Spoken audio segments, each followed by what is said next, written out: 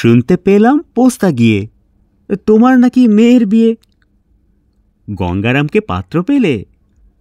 জানতে চাও সে কেমন ছেলে?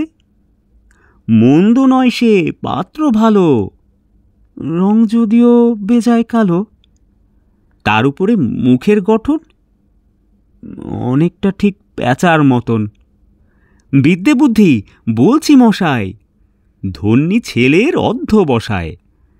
19টি বার ম্যাট্রিক এসে ঘায়েল হয়ে থামল শেষে। বিষয় আশয় গরিব বেজায়, কষ্টে সৃষ্টের দিন চলে যায়। মানুষ তো নয় ভাইগুলো তার, একটা পাগল একটা গোয়ার। আরেকটি সে তৈরি ছেলে, জাল করে নোট গেছেন জেলে।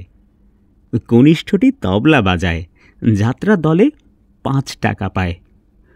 গঙ্গারাম তো কেবল ভোগে পিলের জ্বর আর পাণ্ডু রোগে।